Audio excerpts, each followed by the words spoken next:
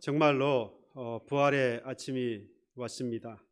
십자가를 지고 죽으신 예수께서 약속하신 대로 제3일 만에 부활하신 이날, 죽음의 권세를 깨뜨리시고 승리하신 바로 이날, 이 부활의 기쁨과 그리고 이 승리가 오늘 여러분 모인 여러분들과 또 여러분들의 가정에 충만하기를 소망합니다. 여러분들 오늘 오시면서 옆에 계시는 가정에서 그리고 오늘 옆에 계시는 성도 여러분들에게 만나시면서 뭐라고 인사하셨습니까? 잘 지냈습니까? 오늘도 지난 한 주간도 별일 없으셨습니까? 물론 뭐 그런 인사도 좋습니다만 오늘만큼은 우리가 옆에 있는 분들이 가족에게 성탄 우리 주님 부활하심에 대하여서 함께 인사할 필요가 있겠습니다. 부활의 찬양과 그리고 부활의 영광에 대해서는 꼭 부활주일만 하는 것이 아닙니다. 매일 매주 우리 주님께서 부활하심에 대해서는 이야기하고 인사를 나누어도 부족함이 없습니다. 부족합니다. 그러니 여러분 지금 함께 인사를 해볼까요? 우리 주님께서 부활하셨습니다. 당신을 위해서 우리 주님께서 부활하셨습니다. 축하합니다. 이건 축하의 메시지가 되어야 됩니다. 우리 주님께서 우리를 위하여서 부활하심은 그야말로 세상 그 어떠한 것보다도 비교할 수 없을 만큼 정말로 축하하고 또 축하할 일입니다. 요즘 그런 부분들이 너무 퇴색되는 것 같아서 부활의 의미와 그리고 그 부활의 의미가 축소되고 그러는 바람에 부활의 기쁨도 소망도 자꾸만 줄어들고 또 퇴색되는 것 같아서 너무 마음이 아픕니다. 제가 이런 기사를 본 적이 있어요. 요즘 아마 청년들 그리고 아마 우리 교우 여러분들 가운데서도 SNS를 많이 하실 텐데 한 여대생이 졸업을 했습니다. 그리고 그 어렵다고 하는 입시보다 어렵다고 하는 취직을 하게 됐어요. 그런데 이 여대생은 부모님을 일찍 여의었습니다. 그러다 보니 그 어려운 취직을 했음에도 불구하고 누구에게 자랑할 수도 그리고 축하를 받을 수도 없었습니다. 물론 주위의 사람들에게도 전해져서 물론 그럴 수는 있겠지만 축하도 받고 또 자랑할 만 하기도 했겠지만 가장 가까이에 있는 가족이 없어서 자랑하고 싶은데도 자랑할 수 없고 축하를 받고 싶은데도 축하를 할 수가 없었습니다. 그 슬픈 마음에 자기의 SNS에다가 지금 자기의 상황을 짤막하게 글을 올리고 그리고 스스로 그 SNS 그 글에 자기가 태그를 달았어요. 뭐라고 그러죠? 해시태그라고 그럽니까? 제가 개인적으로 SNS를 안 하고 있어서 잘은 모릅니다. 근데 샵 해가지고 붙이더라고요, 그죠? 예. 그래서 스스로가 그 글에 이렇게 태그를 붙였습니다. 샵 취직, 샵 우리 딸 너무 수고했어, 샵 고생 많았지, 샵 축하한다, 샵 엄마가 안 계시잖아요.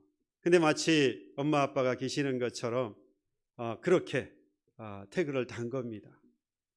스스로 위로를 한 것이죠. 근데 이 SNS 내용이 이렇게 퍼져서 사람들이 알게 된 겁니다. 그래서 같은 마음으로 또다시 그 글에 태그를 달았어요. 마치 친엄마처럼 친아빠처럼 샵 사랑한다, 샵 자랑스럽다, 샵 미안하다, 뭐 기타 등등 마치 자기의 딸인 것처럼 친엄마와 친아빠인 것처럼 따뜻한 응원의 댓글과 축하의 메시지를 전달을 했습니다. 그 후에 3년이라고 하는 시간이 지났어요. 그래서 당시에 취직했던 이 여자 청년이 이제 다시 한번 글을 남겼습니다. 어느덧 3년 차가 되었고 회사 앞에 자그마한 전셋집도 구해 독립했어요. 얼굴도 이름도 모르는 많은 엄마 아빠들의 축하와 격려 덕분에 견뎌낼 수 있었습니다. 이런 SNS를 보면 나도 좀 SNS를 했으면 어떨까. 그런데 이 SNS를 보니까 부지런해야 돼요. 또 관심도 있어야 되고 저하고는 안 맞는 것 같아요. 부지런하지도 않고 또 여기에 대한 관심도 별로 없어서 저에게는 부작용인 것 같습니다. 아마 여러분들 하시면서 이런 내용들 또는 이러한 관심들을 주고받을 겁니다. 제가 먼저 이런 글을 오늘 이 부활주일에 별로 크게 관련도 없는 이런 글을 여러분들에게 먼저 제가 소개해 드리는 이유는 개인사적으로 본다면 취직이라고 하는 것이 정말 중요한 일이죠. 요즘같이 어려운 시대에 한 개인이 취직을 했다고 하는 것은 정말 칭찬할 만하고 축하할 만하고 스스로는 자랑할 만한 일입니다. 하지만 부활주의를 맞은 저와 여러분들에게 있어서 부활하신 예수 그리스도와 함께 서로 자랑하고 그리고 축하할 만한 이 일과 비교할 수 있겠습니까? 어찌 예수 그리스도께서 다시 살아나셨다고 하는 이 축복의 메시지가 한 개인이 취직했다고 하는 그 소식과 비교했을 때에 축하의 그 내용이 떨어졌어야 되겠냐 이 말이지요. 제가 아들내미 제가 아닙니다. 저희 어머니께서 큰아이 태어나고 나서 선물이라고 교육보험을 하나 들어주신 게 있어요. 이제 만기가 끝나서 중간중간에 보니까 쏠쏠해요. 입학했다고 입학 축하금, 초등학교, 중학교 가니까 또 중학교 입학 축하금, 그 다음에 하여간 학교 갈 때마다 축하금이 나오고요. 그리고 아직 가지는 않았지만 대학원도 갈지 안 갈지도 모르는데 대학원 갈 축하금도 지금 벌써 준비가 되어 있고, 또 해외 유학 축하금이 아니죠. 이건 하여간 지원금 이래 가지고도 나오고, 제가 또 좀 알아보니까 생명보험 이런 거 보니까 장수 축하금도 있어요. 오래 살았다고 이제 축하한다고 축하금이 또 나오기도 하고요. 그 이제 저도 이제 조카들이 생기면서 이렇게 보니까 아이가 유치원에 입학했다고 소식이 오면 축하한다고, 그리고 선물도 보내고요. 또 취직했던, 또 진학을 했던, 그래서 취직 축하, 그 다음에 진학 축하, 또 집을 장만하면 집을 장만했다고 축하를 하고, 결혼을 했으면 결혼을 했다고, 아이를 낳으면 아이를 낳았다고. 제가 보니까 축하할 일을 만드는 것 같아요. 어떻게 해서든지 축하하고 자랑할 만한 일들을 계속해서 만들어내는 것 같아요. 너무 안타까운 것은 그 사람들은 일부러라도 만들어서 서로 격려하고 서로 기뻐하고 서로 축하하고 하는데, 우리 교회는 또는 예수 믿는 우리들은 정말로 축하하고 정말로 기뻐하고 정말로 감사하고 정말로 자랑할 만한 일인데도 그걸 못하고 있는 것 같아서 너무 마음이 아픈 거예요. 여러분, 예수 나심과 그리고 예수 부활하심이 여러분들은 얼마나 자랑스럽고 얼마나 축하할 일이라고 생각하십니까? 우리가 만약에 예수 나심과 그리고 예수 부활하심, 다시 나심이, 살아나심이 없다라고 한다면 이 세상 모든 사람 가운데서 가장 불쌍한 사람이 우리라고 했어요. 사도 바울은 고린도전서에 이미 그와 같이 말씀하고 있습니다. 그렇게 불쌍한 사람이 우리라고 한다면, 여러분 바꿔 생각해 본다면 예수 나심과 부활하심, 다시 우리 주께서 다시 살아나심이라고 하는 것은 그야말로 세상 그 어떠한 것보다도 비교할 수 없을 만큼 자랑스러운 일이고 축하할 일이고, 그러니 우리는 감격해야 할 일이라 이 말이죠. 여러분, 그럼에도 불구하고 이 부활절이라고 하는 것이 매년 다가오니까 이 부활절이 식상해지기 시작했어요. 여러분, 부활절과 식상하다는 단어가 이게 어울리는 단어입니까? 어찌 부활절과 식상하다는 단어가 같이 붙어서 이야기가 될 수 있습니까? 이건 절대로 어울릴 수 없는 단어입니다. 저와 여러분들 오늘 이 시간에 다시 한번 과연 예수 나심과 그리고 오늘과 같이 예수 다시 살아나심에 대하여서 우리가 얼마나 감사하고 감격하고 있는지, 축하하고 있는지 다시 한번 돌아보면서 올해 성탄절 그리고 내년에 맞게 되어지는 부활절, 여러분 꼭 기억하셨다가 뭐 하기를요? 축하하기를. 누구보다도 먼저 예수 당신을 위하여서 부활하셨습니다. 다시 살아나셨습니다. 축하합니다. 고맙습니다. 받아야 될 거 아니에요. 그리고 당신도 축하합니다. 예수 당신을 위하여 다시 살아나셨습니다. 축하합니다. 그 어떠한 곳에서도 축하가 없다고 할지라도, 저 세상 사람들은 모르니까 그렇다 치더라도, 우리는 반드시 이 예수 나심과 예수 다시 살아나심에 대해서 감사하면서 기뻐하면서 서로 축하할 수 있기를 바랍니다. 오늘 이 본문에 보면 비록 예수께서 부활하신 것을 믿지 못했습니다마는 예수께서 죽으시고 묻히신 무덤까지 찾아간 사람들이 있어요. 오늘 본문에 보니까 안식 후 첫날 새벽이라고 그랬습니다. 이른 아침이에요. 그러니까 안식 후 첫날이니까 유대인들로 보자면 토요일 지나고 주일, 우리 개념으로 보자면 이제 주일 아침입니다. 오늘 바로 이 시간이죠.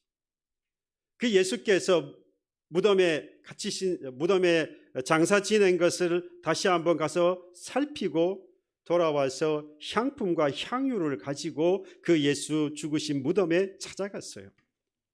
이 여자들이 누구냐? 이 앞장에 보면 23장에 55절 56절에 보면 갈릴리에서 예수와 함께 온 여자들이 뒤를 따라 그 무덤과 그의 시체를 어떻게 두었는지를 보고 돌아가 향품과 향유를 준비했다라고 있습니다. 그러니까 이 여인들은 예수께서 갈릴리에 계실 때부터 따라다녔던 사람들인 거예요. 갈릴리에서 예수께서 복음을 전하시고 말씀을 가르치시고 그리고 각색 병든 자를 고쳐주시고 심지어 죽은 자를 살려내시는 그런 현장에서, 먹을 것이 없는 가운데서 먹을 것을 주시는 그러한 기적적인 현장에서 함께 따라다녔던 이 여인들이 그저 거기서 끝나지 않고 예수께서 예루살렘으로 들어오시고 그리고 그것 가운데 지나가시면서 많은 고난을 당하시고 심지어 십자가라고 하는 수치와 모욕을 다 담당하시고 심지어 죽으시기는 그 자리에까지 따라갔던 이 여인들, 어디까지요? 심지어 무덤까지요. 그 무덤까지 따라갔던 이 여인들에 대하여서 말씀하기를 그 십자가 밑에서 이 예수 때문에 가슴을 치며 슬피 울던 여자들이라고 했어요. 그리고 오늘 본문 읽지는 않았습니다만 10절과 마태복음에 가서 보면 이 여인들이 누구인지 정확하게 이야기합니다. 7 귀신 들렸다가 고침을 받았던 막달라 마리아, 그리고 야고보와 요셉 또는 요세라고 하는데 이의 어머니 마리아, 그리고 우리가 알고 있는 살로메라고 하는, 그래서 세베대의 아들들의 어머니인 살로메, 예수님의 이모이기도 합니다. 바로 이 여인들이 갈릴리로부터 시작해서 예수 십자가에 달리시는 자리까지, 심지어는 예수께서 무덤에 묻히신 그 장사 지내진 그 무덤에까지 이 여인들이 따라간 것입니다. 분명한 것은 이 여인들이 그와 같이 무덤에까지 예수를 따랐던 바로 이 여인들, 정말 대단한 여인들이죠. 잘못하면 예수께서 역적으로 몰려서 십자가에 죽으신과 같이 이 여인들도 그럴 수가 있어요. 그럼에도 불구하고 그것을 두려워하지 않고 예수를 따라간 것으로 보입니다. 하지만 문제가 있어요. 따라가긴 정말 잘한 것 같은데 문제는 3절입니다. 3절에 무덤에 들어가서 지금 뭘 찾고 있습니까? 뭐라고 말씀하고 있지요? 주 예수의 뭐가 보이지 않았다고요? 시체가 보이지 않았다. 그러니까 이 여인들은 지금 예수의 무덤에 가서 뭘 찾고 있었던 겁니까? 예수 죽음, 그렇죠? 시체를 찾고 있었어요. 부활하신 예수님을 만나러 간 게 아닙니다. 예수께서 부활하실 것이라고 하는 것을 믿지 않았다는 이야기예요. 예수께서 부활하실 것이라고 주께서 분명히 말씀하셨는데 이를 믿지 못했어요. 그러니 그 예수 무덤에 가서 뭘 찾고 있는 겁니까? 시체를 찾고 있는 거예요. 그리고 뭘 들고 갔습니까? 향품과 향유를 들고 갔어요. 이 향품과 향유라고 하는 것은 시체에 바르는 겁니다. 사람이 죽고 나면 그 시체에 발라서 냄새가 나지 않도록 중화시키기 위해서 향품, 그러니까 그 죽은 시체에 필요한 물품과 그리고 향유를 가지고 가서 바르는 겁니다. 이걸 준비해서 갔다는 이야기는 예수께서 뭐 하신 것을요? 죽어 장사진 이후를 그들이 처리하기 위해서, 그러니까 시체를 처리하기 위해서 이것들을 준비해 가는 거예요. 그러니 이 여인들은 뭐 한 겁니까? 정말 열심히 갈릴리로부터 시작해서 위험이 있는 십자가로까지, 심지어 죽으신 그 무덤에 이르기까지 열심히 주를 따라갔는데 그곳에서 시체를 찾고 있어요. 그곳에서 시체를 단장할 향품과 향유를 들고 가고 있어요. 이 사람들은, 이 여인들은 열심과 열정은 대단했는데 뭐가 없는 여인으로 보입니까? 예수 다시 살아나심에 대한 믿음이 없어 보여요. 여러분, 이스라엘 사람들은 좀 나누어져 있어요. 남자와 여자가.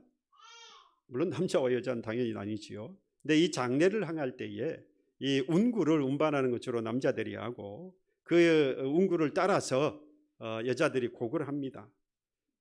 뿐만 아니라 이 이제 가져왔던 이 관을 무덤에 안치하면, 그 다음 남자들이 안치를 시키면 여자들이 이제 향품이나 향료를 가지고 시체를 닦고 바르고, 그리고 세마포 옷을 입힙니다.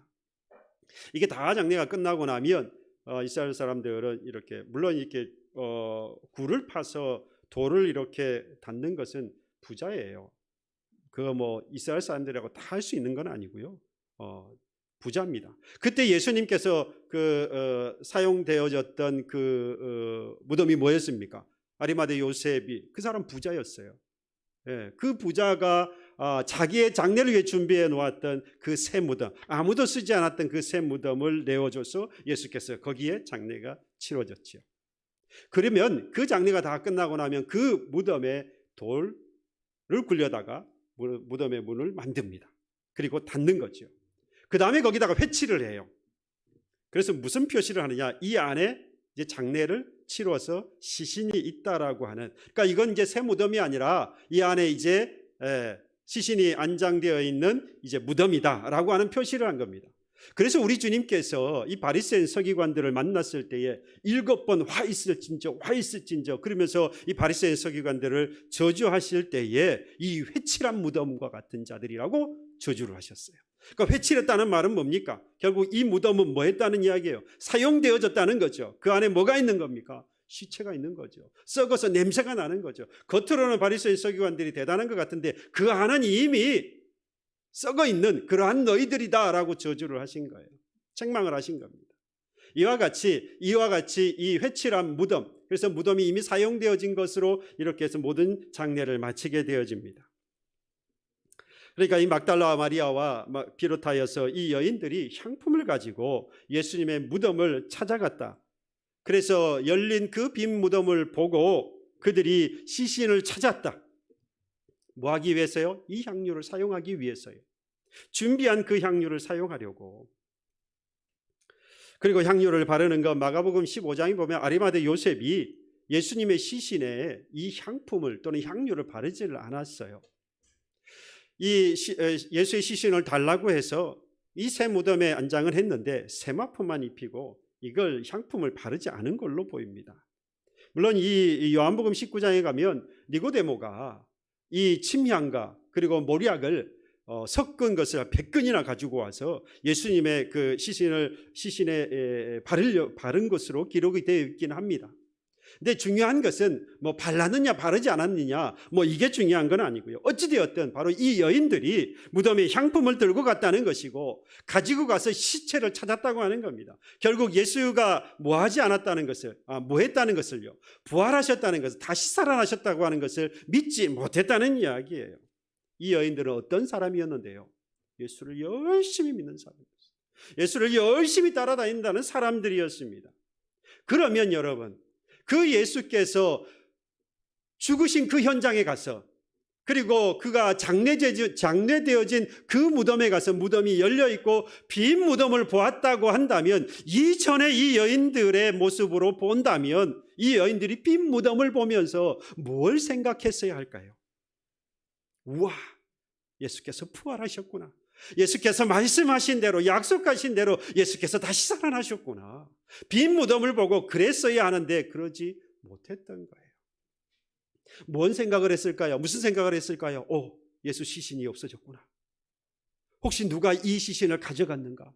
또는 이 시신을 누가 어떻게 하려고 가지고 갔는가? 이 여인들은 그래서 근심하고 걱정했다라고 했어요. 오늘 본문에서도 그랬잖아요. 걱정했다고요. 걱정한 이유는 두 가지입니다. 시신이 사라졌기 때문이고, 또 한 가지는 자기들이 가지고 온 향품과 향유가 더 이상 쓸모가 없게 된 거죠. 다시 말하면 예수 부활하심을 믿지 못하는, 다시 살아나셨다고 하는 믿음이 없는 이들은 지금까지의 자기의 열정, 지금까지 최선을 다했던 그들의 신앙이 더 이상 뭐하지 못한 겁니까? 피지 못하는 거예요. 그들이 열심히 준비해왔고, 그리고 열심히 살아왔던 그 모든 것들이 다 뭐하게 되는, 헛되게 되는 현장이 바로 이 예수 빈 무덤이 된 거예요. 그러나 그렇습니까? 그렇지 않지요. 예수의 빈 무덤은 누군가가 시신을 가져가 버려서 더 이상 내가 했던 그 모든 것들, 준비해왔던 것과 지금까지 쌓아왔던 모든 것이 헛된 것이 되는 것이 아니라 예수께서 또는 하나님께서 약속하신 그 말씀이 이루어지는 현장인 거죠. 예수 다시 살아나신다고 하는 그 약속의 말씀이 이루어지는 현장인 겁니다. 그러니 그 빈 무덤을 보고 뭐라고 고백하는 게 맞습니까? 정말로 하나님의 약속이 이루어졌구나. 할렐루야, 예수께서 다시 살아나셨구나. 그러며 기뻐하면서 오늘 저와 여러분들이 말했던 것처럼 서로 축하를 나누었어야 하는 거예요. 그런데 이 여인들은 그저 시신을 찾는 것과 그리고 향품과 향유가 더 이상 쓸모없는 것에 대해서 걱정을 하고 있는 것입니다. 이 모습을 보고 오늘 4절에서 7절 말씀에 보면 두 사람, 흰옷 입은 두 사람이 나옵니다. 나중에 23절에 가서 보면 이 두 사람이 이 여인들에 의해서 고백이 되어 누군지가 고백되었어요. 천사라고 했어요. 천사. 그러니까 이 두 천사들이 이 여인들의 모습을 보고 너무 답답했던 거예요. 그래서 이 여인들에게 이 두 천사가 이런 이야기를 합니다. 야, 시체가 보이지 않고 빈 무덤만 있는 것을 보고 근심하고 있구나. 어찌하여 살아있는 자를 죽은 자 가운데서 찾느냐? 여기 계시지 않고 살아나셨느니라. 갈릴리에 계실 때에 너희에게 어떻게 말씀하는지를 뭐하라? 기억하라. 주께서 뭐라고 말씀하셨는지 다시 기억해봐라.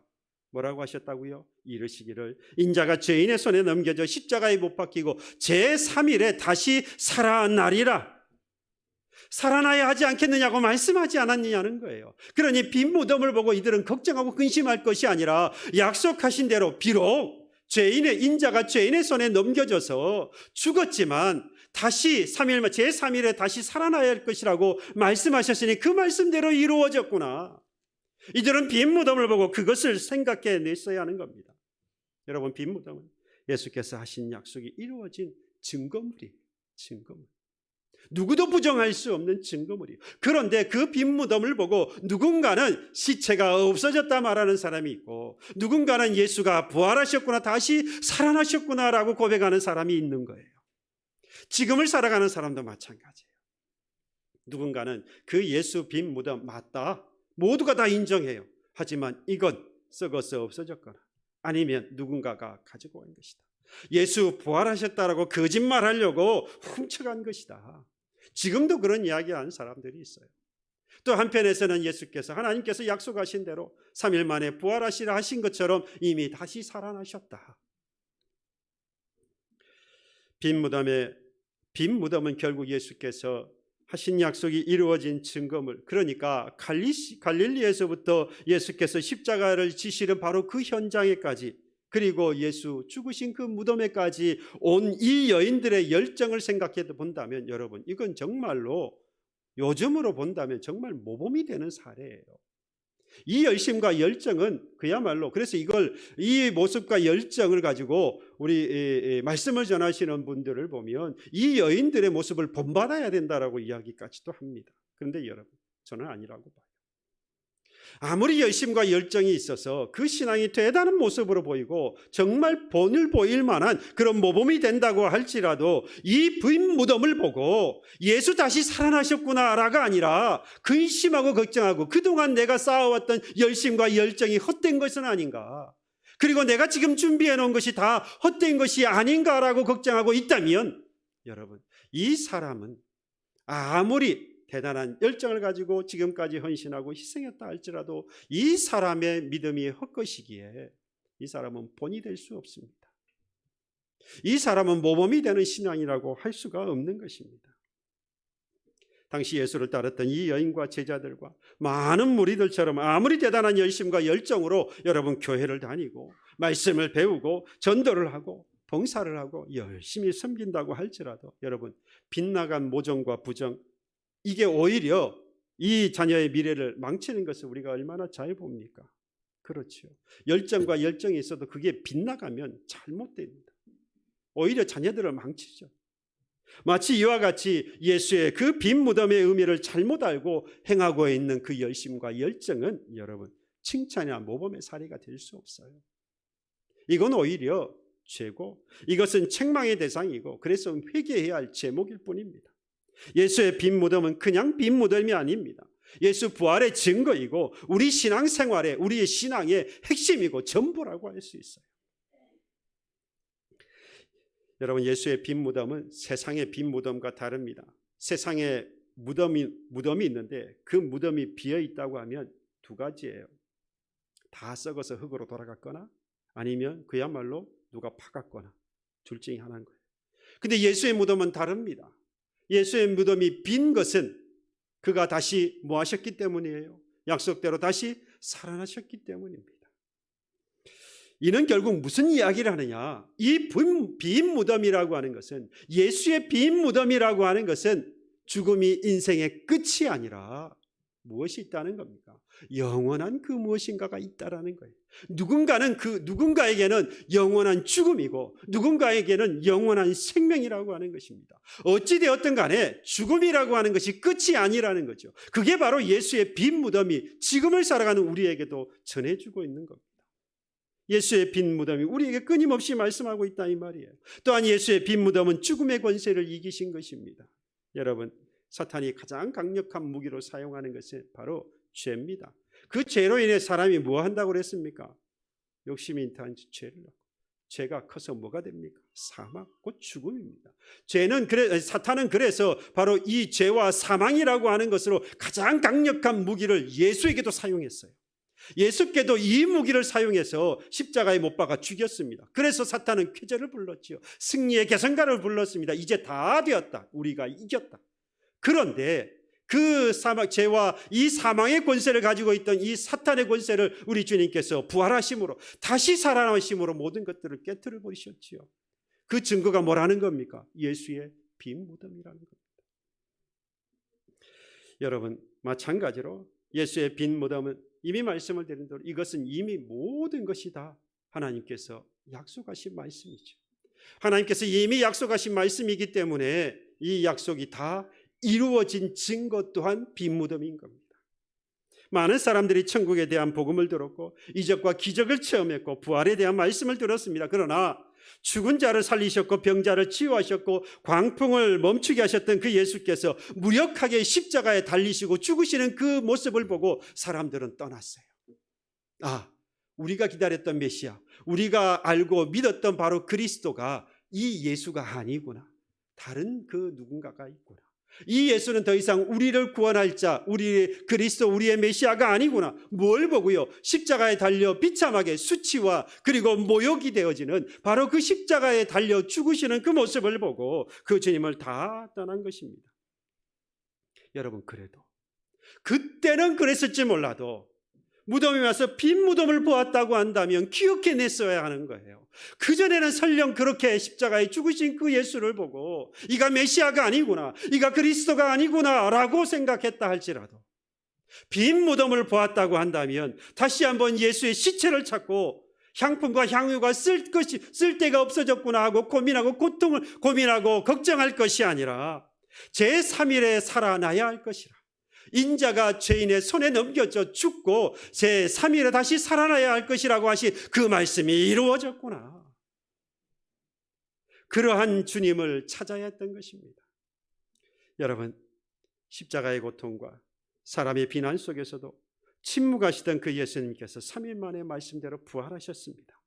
그 부활로 인해 모든 고통을 왜 이 모든 고통을 다 받으셨는지, 비난과 조롱을 받으며 무력하게 죽으셨는지 우리 주님께서 분명히 보여주셨어요. 예수께서 부활하심으로 말씀의 성취가 이루어졌을 뿐만 아니라 모든 인류를 죄에서 구원하시고자 하시는 하나님의 마음을 우리에게 다 보여주셨어요. 우리는 빈 무덤을 생각할 때 그래서 예수의 말씀이, 예수가 바로 그 부활하심이 말씀대로 이루어진 것이라고 하는 것, 또한 나의 죄를 위하여서 십자가를 지시고 3일 만에 지고 죽으시고 3일 만에 부활하신 예수를 유일한 구원자가 되셨다라고 저와 여러분들은 고백할 수 있어야 하는 것입니다.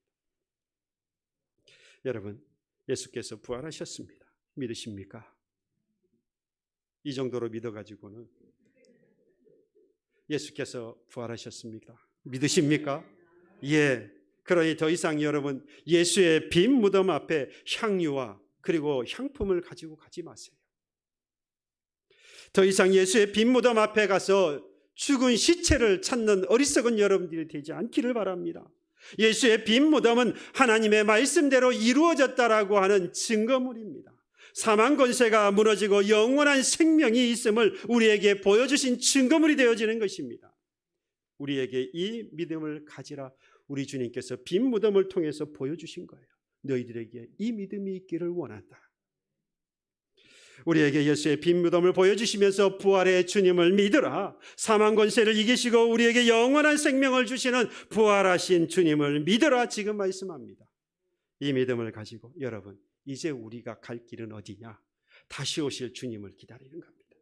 부활하신 그 주님, 빈 무덤 가운데에서 우리에게 부활하신 그 주님이 있음을, 그리고 영원한 생명이 되신 그 주님이 우리와 함께 하고 계심을 믿고 우리 주님 다시 오시는 그날을 뭐하라? 기다리라. 어떻게 하면서요? 기뻐하면서요.